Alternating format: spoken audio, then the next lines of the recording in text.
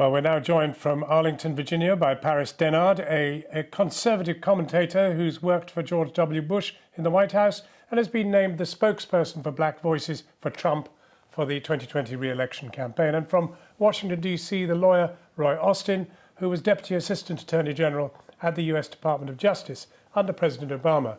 He later worked for the White House. Can we just ask you, first of all, Paris Dennard, what does it say of President Trump that he's become the first president in more than 3 decades to have to consider bringing the army onto the streets of America?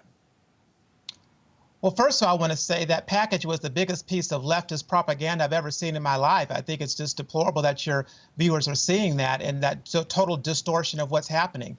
But I will say that President Trump did not want to get to this point of having to ask or bring in the National Guard, because Democrat leaders, mayors, and governors did not do what they should have done, which is call in the Guard themselves and get order and prevent the looting, the rioting, the violence, the shootings, the deaths from Antifa, whom the president wants to label a domestic terrorist organization, and other outside agitator groups that are destroying, burning down the Black community, Black small businesses. The president did not want that to happen. That's why he called on the Democrat mayors and governors to act. In America, we have something called federalism.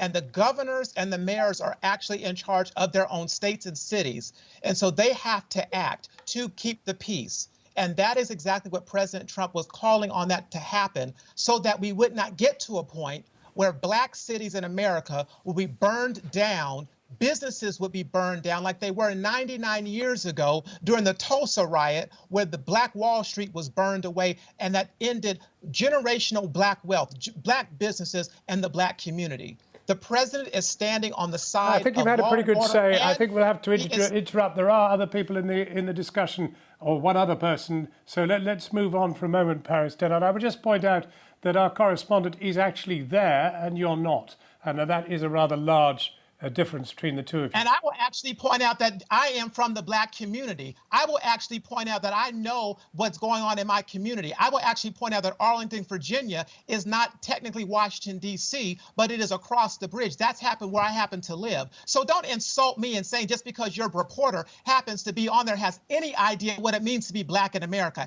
has any idea what it means to go through what we are going through. This country and these Black communities are suffering because people like the Democrat governors and mayors stood by and sat there in silence like Joe Biden did from the comforts of his basement in Delaware. Don't offend me. This is serious. We know what's going on in our country. Talking of offence, perhaps we could just move on. Roy Austin, talking of offence, how offensive is it for the president to have described the people on the streets of New York as lowlife and losers? You know, the president's rhetoric is unbelievable, and Mr. Dennard is clearly unhinged at this moment because his president is flailing and failing in every way imaginable. From the time he came into office, he has been pouring oil on people, on movements that have been trying to address police misconduct, police misbehavior. Your report that led into this thing was wholly accurate. Look, there are tens of thousands of people who are marching peaceably. There are a few outliers there, and it's unclear who those outliers are. There are mayors and governors, Republican and Democratic, who have called for peace, and yet this president has called for shooting of looters, which makes no sense. He's called for putting dogs on peaceful demonstrators, which makes no sense. And yesterday we all watched as he basically used hundreds of National Guardsmen and officers simply for a photo opportunity, which made absolutely no sense whatsoever and contradicts everything that people are trying to do. We tried to work with police departments. We tried to work with communities. We tried to work with activists. We were moving the ball forward on these things post-Ferguson, and everything we have done is being undone right now. And to call Arlington, Virginia, Washington, D.C. Just shows how unhinged Mr. Dennard is. Paris Dennard, may I ask you a question? I wish to ask you a question, please. You may be a lawyer, but I'm going to ask you a question. And the question I want to ask you is, does the president understand the black community? The question I like to ask is, does Joe Biden understand the black community? The question I want to know is, did President Obama understand the black community? Because he didn't do anything for us. Perhaps you'd have the grace to answer my question. And my question is, does the president understand the black community? Because President Trump enacted criminal justice reform, which disproportionately impacted the black community in a positive way. Because President Trump gave unprecedented support for historically black colleges and universities. That shows his support for the black community. When the president says, I understand, I hear you, the president has people around him that look like me who get what's happening at the White House, at the Department of Justice, at Housing and Urban Development. So yes, he really understands what's going on. That's why he called on the Guard and the governors and the mayors to act, because he did not want to see black businesses burn. So when President Obama saw black businesses go down after the rioting, the looting, and the violence in Baltimore after Freddie Gay, and he called them thugs, he was right to do so, because he wasn't talking about the peaceful protest. He was talking about the people who were destroying our community.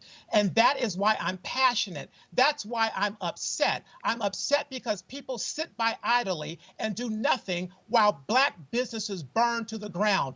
This is about change. This is about action. And the president Roy Austin, I must ask you whether you get any sense that the president does understand the black community, does understand something which strikes us here, because we have a little of it ourselves, inequality on a massive scale in America. That's what this is all about, is it not? And the racial divide in America reflects the inequality. This president doesn't get anything but himself. And Mr. Dennard is putting on a show for this president, hoping you'll see him ranting and raving about absolutely nothing.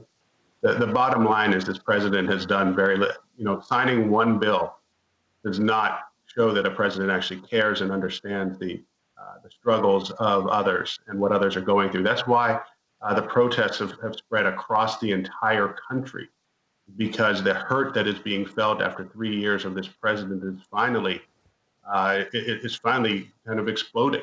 But what I want to note, though, is look at the race of the protesters that we have.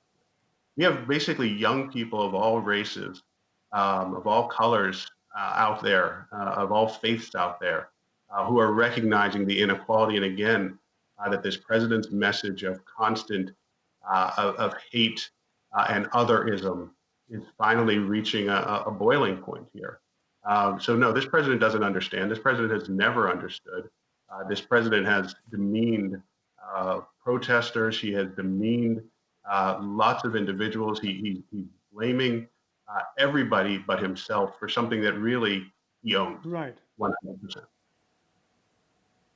Mr. Dennard, let me just ask you a key question. What is the way out of this?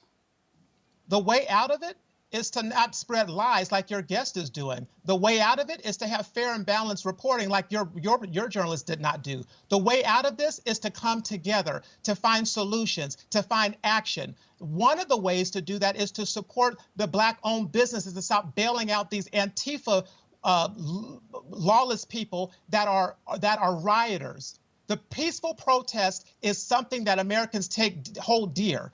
St. John's stayed open. St. John's Episcopal Church stayed open during the March on Washington after people said, the government said that the black people couldn't peacefully protest. There'd be riots. St. John's stayed open. St. John's was closed because of COVID-19. Paris Dennard, thank you very much. I'm sorry that we must leave it there, but I'm grateful to you indeed for your contribution. And Roy Austin, thank you very much. I'm sorry it was a little more robust than perhaps we'd all prepared for. Thank you very much indeed. Yeah, you better be prepared, because this is a serious issue. Thank you. I appreciate it. Thank you.